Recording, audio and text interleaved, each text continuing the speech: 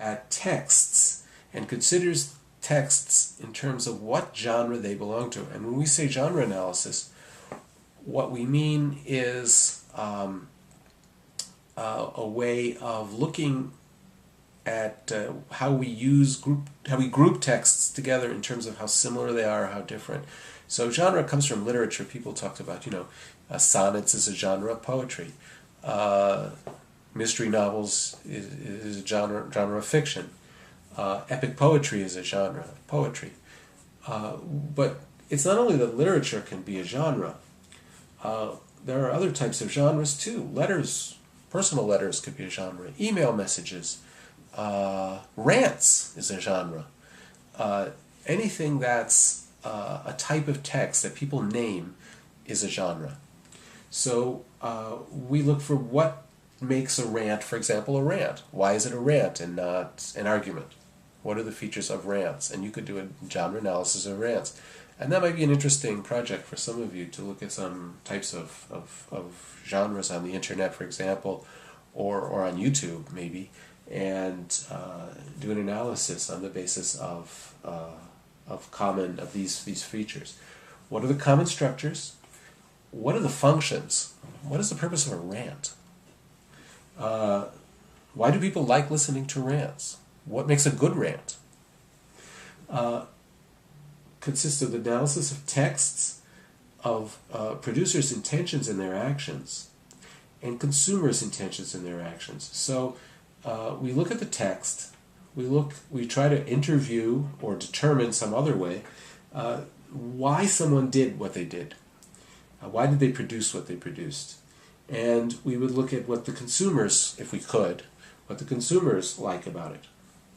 So my analysis couldn't have been farther from racist discourse. I worked with rap MCs.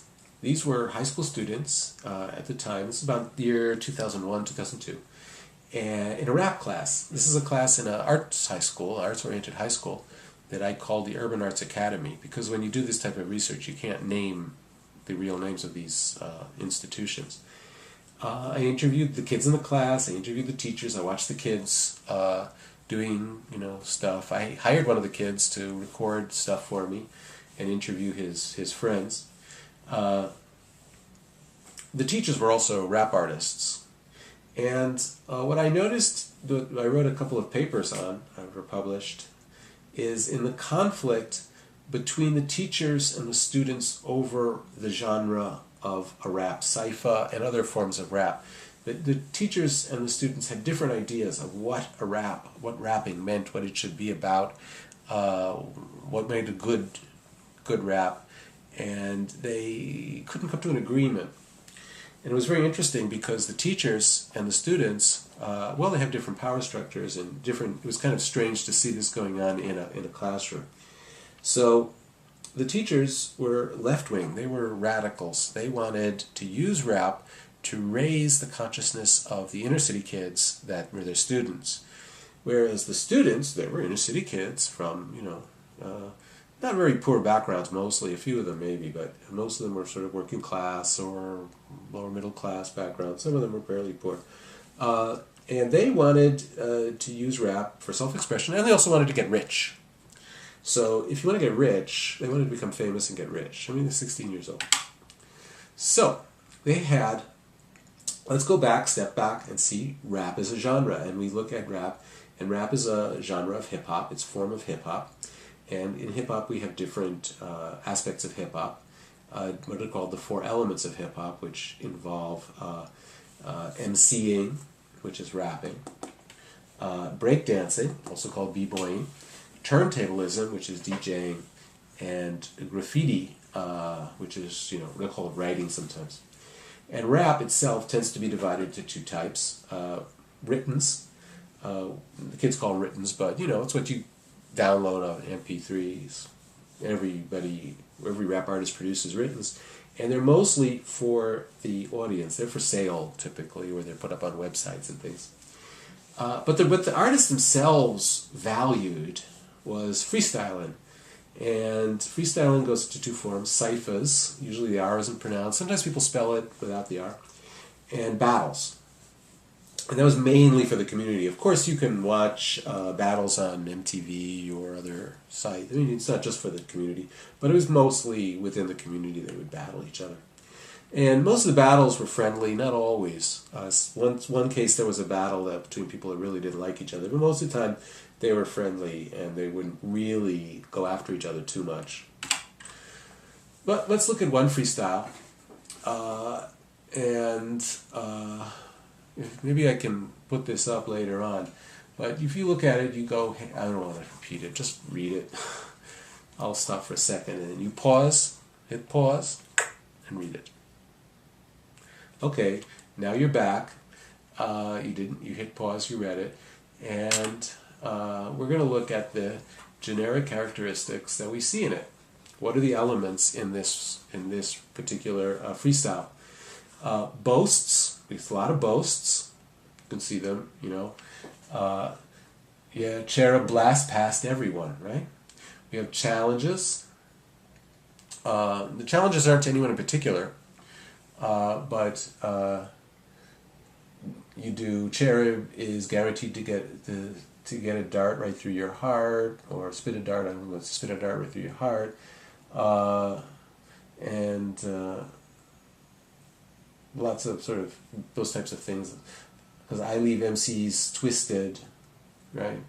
Metaphorical violence. That is some good example of it. There's a lot of penetration images. A little bit more. Clear spit a dart right through your heart as an example. I rip rappers apart, not necessarily, but there were other ones too. This is just a short one. There's an idea of dominating competition. They're all there. It's always about, I'm dominating, I'm winning. Another thing that's not as clear, not as obvious, is that it's not on the level of your thug rap that you might get someone talking about being in the streets and doing damage to somebody else in a kind of a realistic way. It's all kind of weirdly off, like in some fantasy world. It's not there. There's a huge emphasis on creativity. One of the people that don't like this kind of stuff think, it's always about the same thing. There's nothing original in it. But in fact, the idea is to take these very narrow parameters of the types of things that you could do, these boasts, challenges, metaphorical violence, penetration images, and dominating competition, and try to express them in as creative a way as possible as to make these most bizarre images that you could possibly do. And to do it, maintaining the rhyme and the beat as you're doing it, using very complex vocabulary sometimes. I don't know if here there is, but I'll put my glasses on in a second. I haven't read this in a little while since I put it out.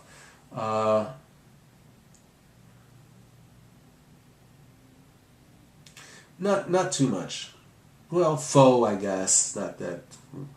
But in other cases, there's a lot of. Sometimes they would try to use very sophisticated words. This particular group. I'm not saying that all rappers do it, but this group did. And there's also African American English features, and Cherub was, in fact, second generation Jamaican American who spoke with African American vernacular mainly. Interpretation. Well, one of the things that I noticed was the boasts, the images. You took all these different aspects of it, and that was in favoring competition. That is, you could be a kind of like for peace. If you think about